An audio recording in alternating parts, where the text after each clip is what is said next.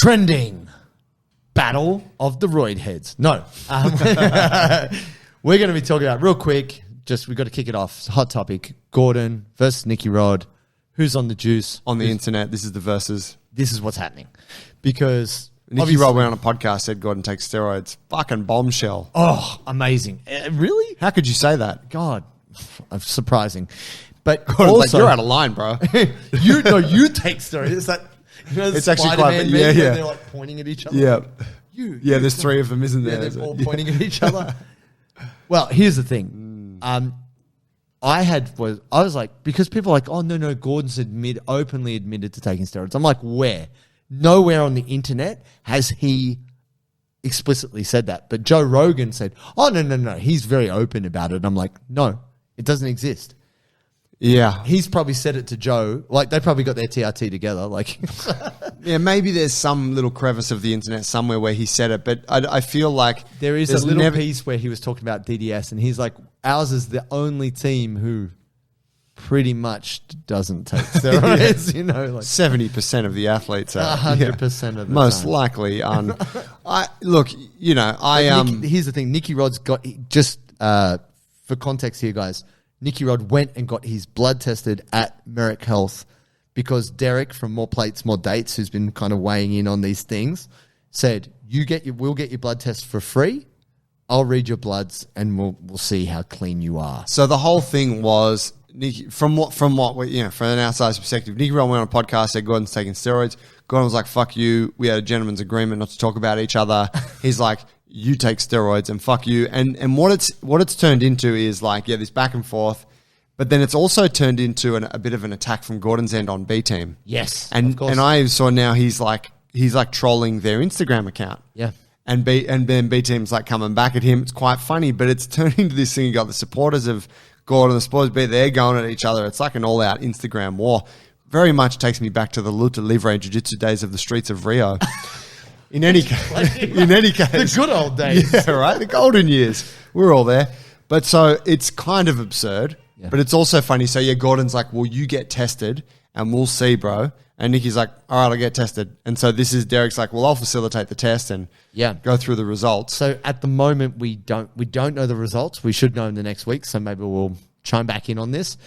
But I think it's quite safe to say that, at the highest level in no-gi grappling, submission grappling, the majority of athletes are on steroids. So it's not any shock if Nicky were to test positive to steroids, and it wouldn't be a shock for Gordon to openly confess to taking steroids. The question is, can there be a really high-level no-gi jiu-jitsu grappler who's not on steroids? I mean, the Rutolos say they're clean, and they're happy to rep the natty status. Yep. But it's kind of hard for me to swallow like these photos of Nicky Rod being like, I'm the natty king, bro. You're like, oh, really? Nah, I don't know. I question it, but... Yeah, and look, I tend to think like, I mean, steroids are a funny one. We're talking about jiu-jitsu athletes that you wouldn't necessarily think that were juice that have been busted for juice, right? Particularly in the lighter weight classes. Yeah, for sure. We're like, oh, wow, so-and-so got busted for, Follow me out. Yeah, right. And so in that regard, anyone could be. Yeah. Right? And so it's just like, fuck. What I actually thought, his conspiracy theory, is that Gordon never openly came out about his steroid use. This we know. At least not like Instagram post, hey guys, I take steroids, Here's my FYI. stack. Yeah. I think maybe he's using this Nicky Rod beef as a way to come out about his steroid use but deflect it. So he's like, I've always been open about my steroid use, but he hasn't been. He says he's the natty king. I never said I was natty king. He said he is. And so everyone's like, Nicky Rod, Nicky Fraud, whatever. Right. Gordon's just done it, but it's kind of gone in like under the radar. Yeah, right. Bit of a conspiracy theory. I don't know. Maybe he did say it somewhere. There's a lot of media these days. Unfortunately, we can't cover it all. No, I'm pretty confident for all of you out there, you would have heard about it's a voracious beast, the Instagram, social media of the world. It would have been put everywhere. It would be memed on pretty hard. But all right, well, let's see how that goes. We should have some results in next week, so y'all can catch up then. Now, pound for pound, talk it up. So, big debate over Islam Makhachev and Alexander Volkanovski post-fight. Obviously, Makhachev won. Just about the pound-for-pound rankings. They came out a few days after the fight. Volkanovski is still number one pound for pound. Yes. Makhachev felt hard done by that. Said the UFC was, whatever, against him and blah, blah, blah. And he should be the number one pound for pound. Now, here's my thinking of it. And I heard, I think it was Ray Longo talking about this. He's like, Islam just won the title. That was his first title defense. Yeah. He's like, why is he even talking about pound for pound? No. He's like, defend it like 10 times, like Volkanovski has. I don't know how many times he has, but it's about 10, maybe more.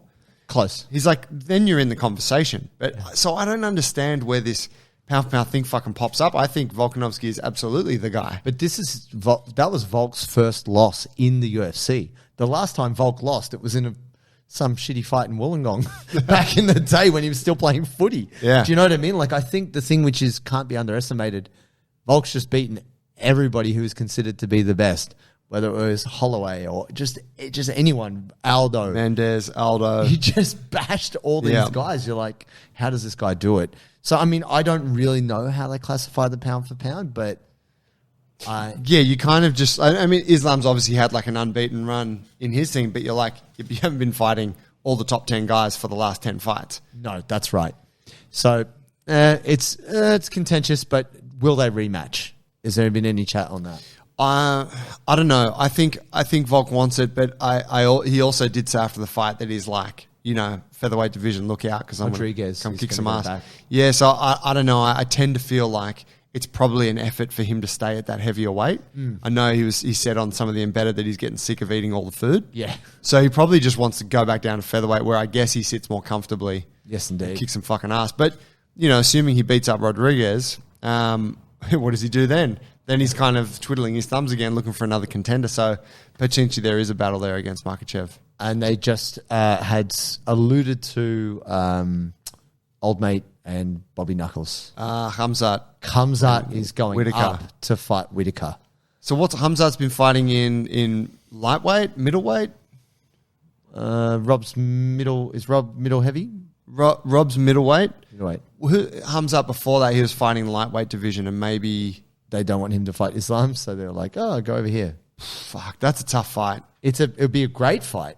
It'd be a great fight, but man, we were saying before, like Rob Whittaker has not had like an easy run of anything. I think anyone who knows Rob Whittaker, he's not a big self-promoter, right? No. He doesn't talk shit about anyone. He doesn't engage in that side of the game, which is very respectful.